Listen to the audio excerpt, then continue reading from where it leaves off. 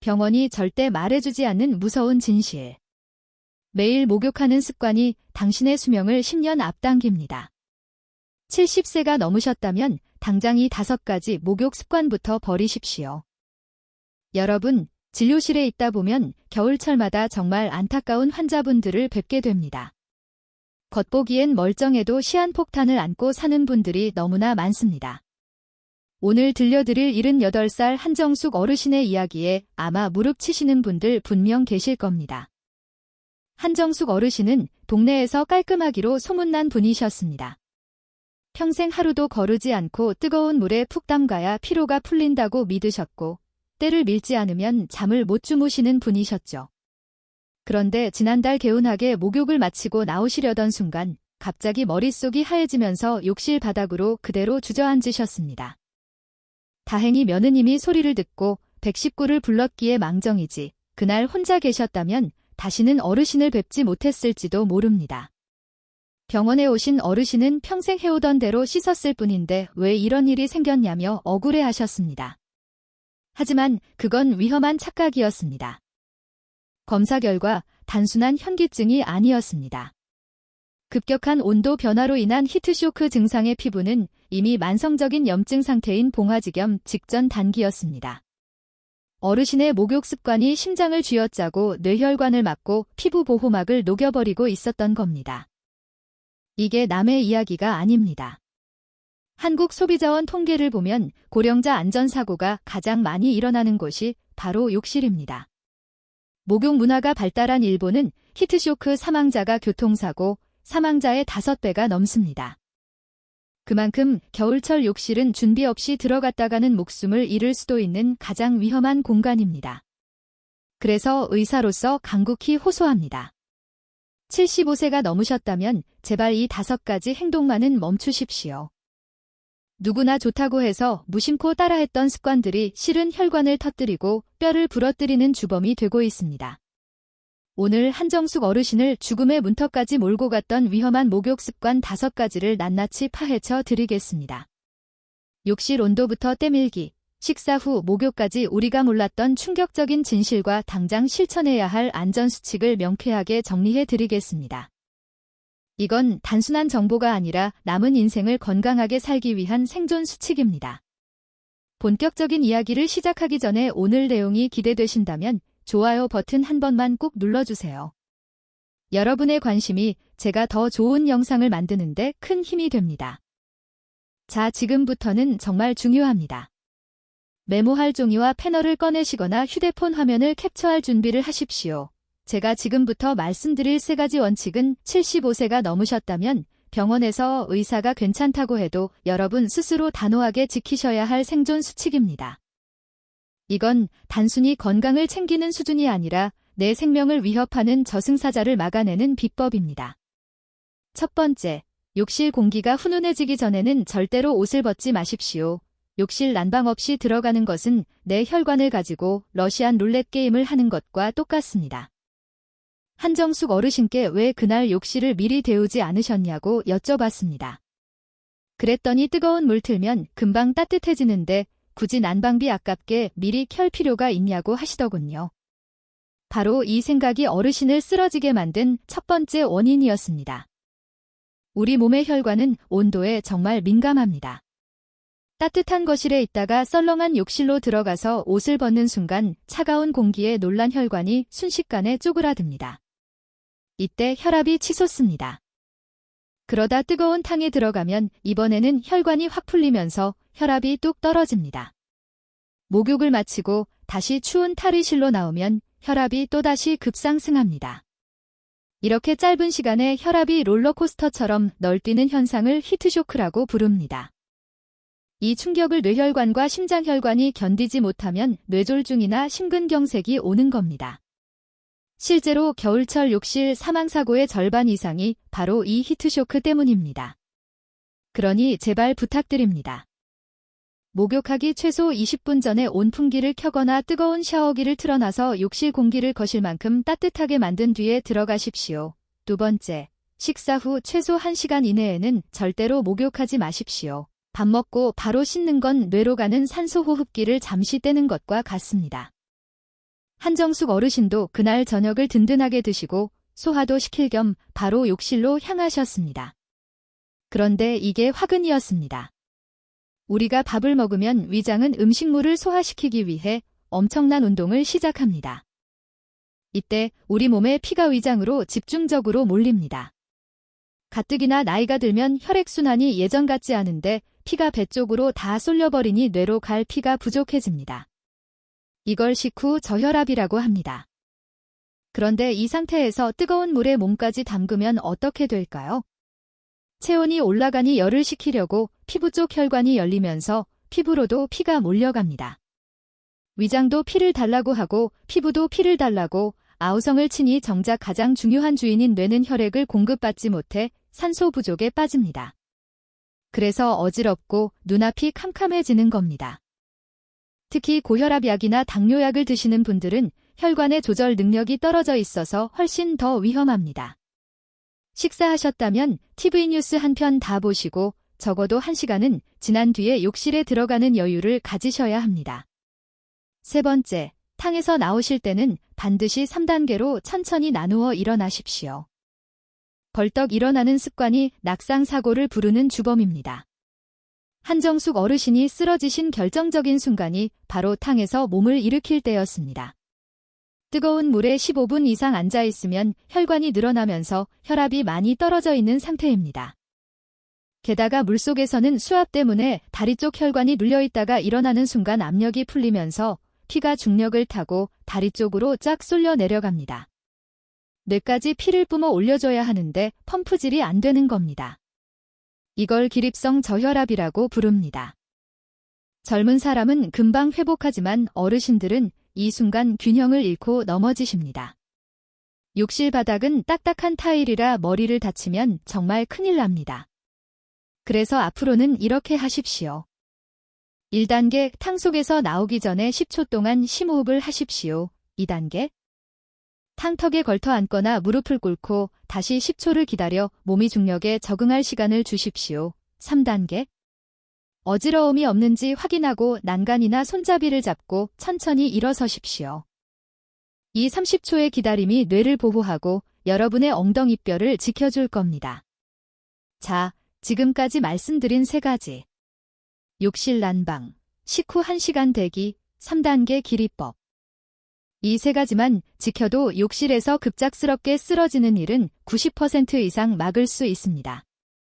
혹시 지금 이 이야기를 듣고 우리 부모님은 괜찮으신가, 시골에 계신 장인어른은 따뜻하게 씻고 계신가 걱정되시나요? 그렇다면 주저하지 마시고 이 영상을 가족 단톡방에 공유해주세요. 여러분의 작은 관심과 공유가 사랑하는 가족의 생명을 지키는 가장 확실한 보험이 됩니다. 앞서 말씀드린 내용이 생명을 지키는 방패였다면 이번에 말씀드릴 2가지는 여러분의 노년을 괴롭히는 지긋지긋한 가려움증과 염증에서 벗어나게 해줄 해독제입니다. 여전히 나는 때를 밀어야 개운하다, 매일 씻어야 직성이 풀린다 하시는 분들은 지금부터 제 이야기에 귀를 기울여 주십시오. 때를 미는 것은 피부의 더러움을 씻어내는 게 아니라 우리 몸을 지키는 최후의 방어막인 각질층을 억지로 벗겨내는 자해 행위나 다름없습니다. 한정숙 어르신이 응급실에 오셨을 때 제가 다리를 보고 깜짝 놀랐습니다. 정강이 피부가 마치 가뭄든 논바닥처럼 쩍쩍 갈라져 있었고 곳곳에 피딱지가 앉아 있었습니다. 어르신께서는 때를 안 밀면 몸이 근질거려서 벅벅 밀었다고 하셨는데 그게 정반대였습니다. 때를 밀어서 피부가 망가졌기 때문에 더 가려웠던 겁니다. 여러분이 때라고 생각해서 국수가닥처럼 밀어내는 그것은 사실 더러운 노폐물이 아닙니다. 우리 피부의 수분이 날아가지 않게 막아주고 외부 세균이 침투하지 못하게 막아주는 아주 훌륭한 단백질 보호막입니다. 이걸 거친 타월로 벗겨내면 피부는 알몸 상태가 됩니다. 그러면 아주 작은 자극에도 예민해져서 미칠 듯이 가려워집니다. 가려우니 긁게 되고 긁으면 상처가 납니다. 더 무서운 건 그 상처 틈으로 세균이 들어가는 겁니다. 노인성 봉화지겸이라는 병 들어보셨습니까? 피부 깊은 곳에 세균이 침투해서 시뻘겋게 부어오르고 고열이 나는 변이인데 심하면 폐혈증으로 사망에 이를 수도 있습니다. 한정숙 어르신도 다리 상처를 통해 세균 감염이 진행 중이셨습니다. 깨끗하자고 한때미리가 오히려 세균에게 어서 오십시오 하고 대문을 열어준 꼴이 된 겁니다. 제발 부탁드립니다. 샤워 타월도 쓰지 마시고 부드러운 손으로 비누 거품만 살살 문질러도 씻는 건 충분합니다. 5번째, 전신 목욕은 일주일에 딱 2~3번으로 제한하십시오. 매일 비누칠을 해서 온몸을 씻는 건 피부에 남아있는 마지막 기름 한 방울까지 짜내는 것과 같습니다. 많은 어르신들이 나이 들수록 냄새가 날까봐 매일 씻어야 한다고 생각하십니다. 하지만 이건 의학적으로 틀린 상식입니다. 우리 피부는 스스로 기름을 만들어내서 피부를 코팅합니다. 그런데 65세가 넘어가면 이 기름샘이 말라버립니다. 20대 때의 절반도 안 나옵니다. 가뜩이나 기름이 부족한데 매일 뜨거운 물에 알칼리성 비누로 씻어대면 어떻게 될까요? 그나마 남아있던 기름막이 싹 씻겨 내려갑니다. 한정숙 어르신께 제가 처방해드린 건 비싼 연고가 아니었습니다. 목욕 횟수를 줄이는 거였습니다. 어르신의 피부에는 더러움을 씻어내는 것보다 건조함을 막는 게 100배는 더 중요합니다.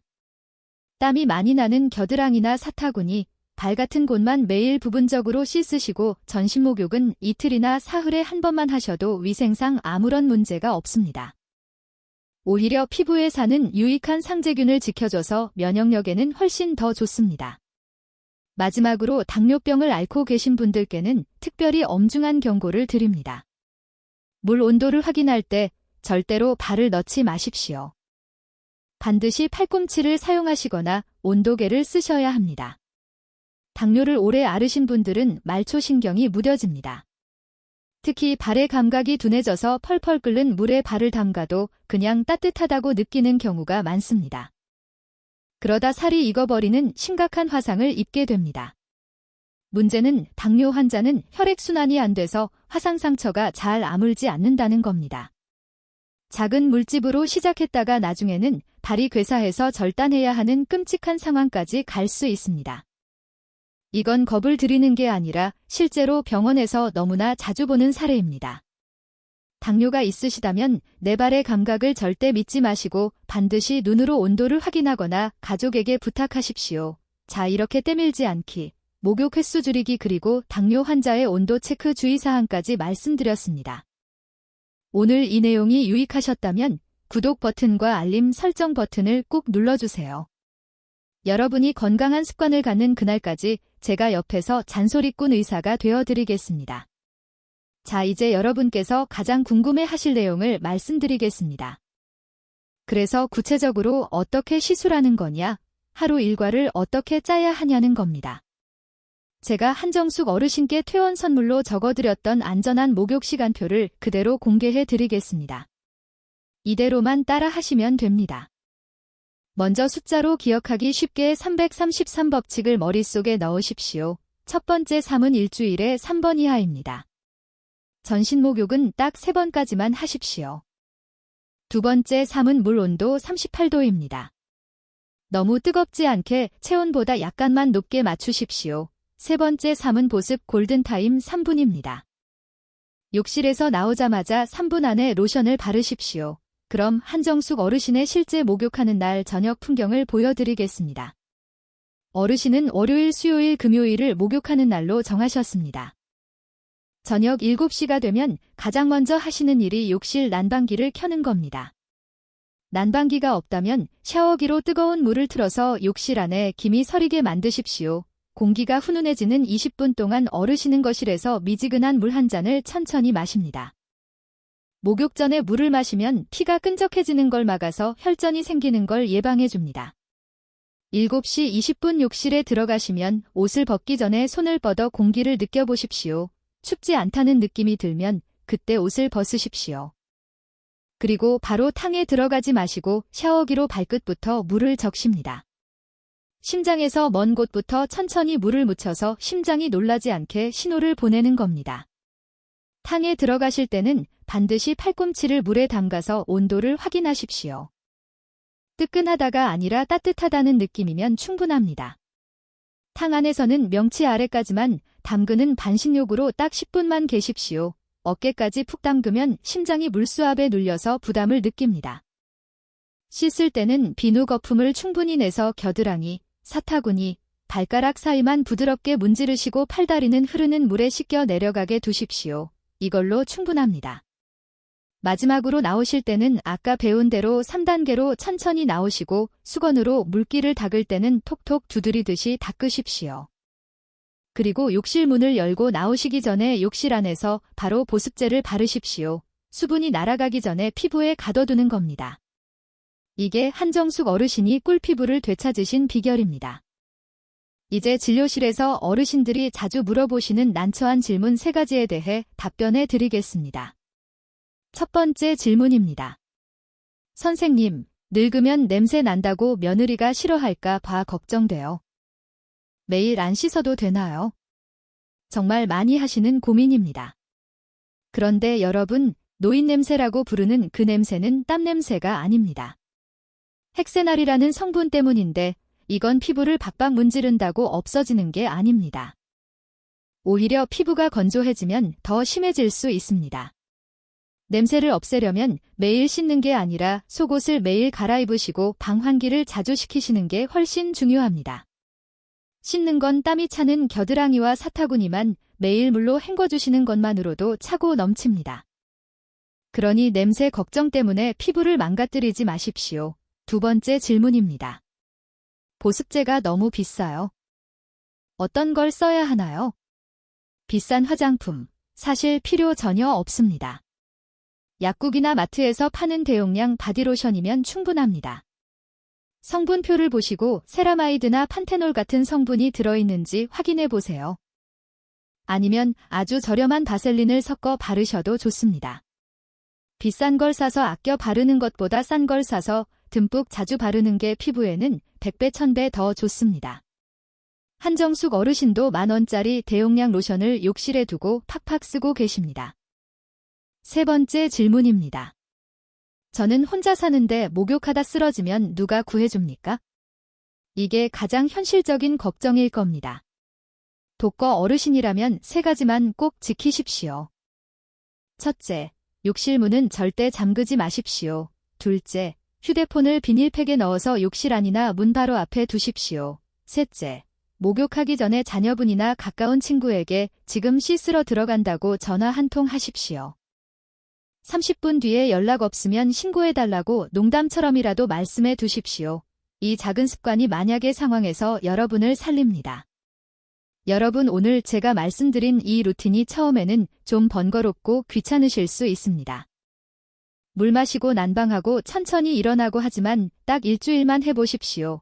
한정숙 어르신도 처음엔 유별나다고 하셨지만 지금은 이 습관 덕분에 가려움증도 사라지고 잠도 푹 주무신다고 합니다. 자, 오늘부터 저랑 약속하시는 겁니다. 안전하게 씻고 건강하게 살겠다라고요. 지금 바로 실천하실 분들은 댓글창에 실천이라고 딱 2글자만 남겨주세요. 여러분의 굳은 의지를 제가 확인하고 응원해 드리겠습니다. 다른 분들이 남긴 댓글을 보시면서 아, 나만 노력하는 게 아니구나 하고 서로 힘을 얻으셨으면 좋겠습니다. 여러분, 오늘 들으신 내용이 많아서 조금 헷갈리실 수도 있습니다. 그래서 제가 딱 1분 만에 머릿속에 정리해 드리겠습니다. 이것만큼은 꼭 기억하고 실천해 주십시오. 첫째, 욕실과 거실의 온도 차이를 없애십시오. 목욕 20분 전에는 무조건 욕실을 따뜻하게 데우시고 탕에서 나올 때는 3단계로 천천히 일어나서 기립성 저혈압을 막으셔야 합니다. 둘째, 밥 먹고 바로 씻지 마십시오. 식사 후 최소 1시간은 기다렸다가 들어가셔야 뇌와 심장으로 가는 피가 부족하지 않습니다. 셋째, 재발대를 밀지 마십시오. 거친 타월은 갖다 버리시고 전신 목욕은 주 2회나 3회로 줄이십시오. 이것만 지켜도 지긋지긋한 가려움증과 피부염증에서 해방될 수 있습니다.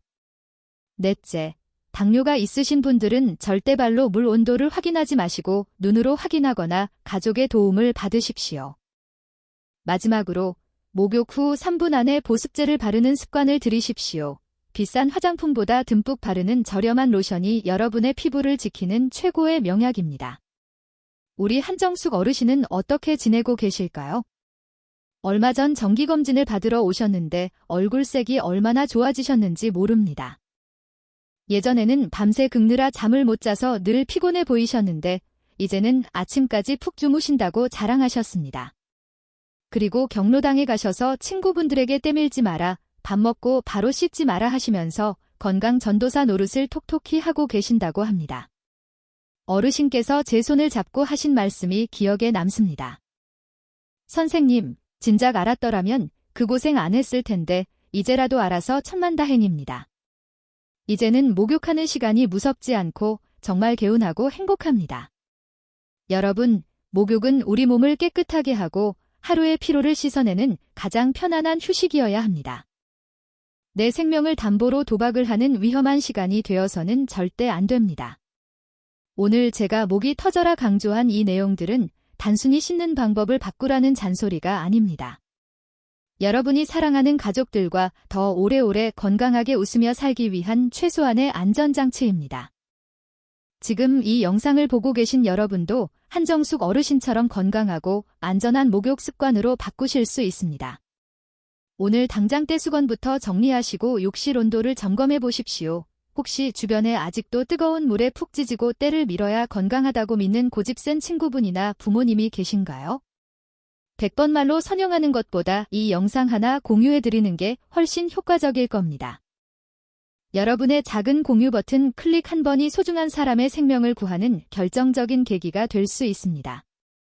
저는 앞으로도 여러분이 병원보다는 공원에서 가족보다는 친구들과 즐겁게 지내실 수 있도록 돕는 건강 길라잡이가 되겠습니다. 부디 아프지 마시고 오래오래 건강하십시오.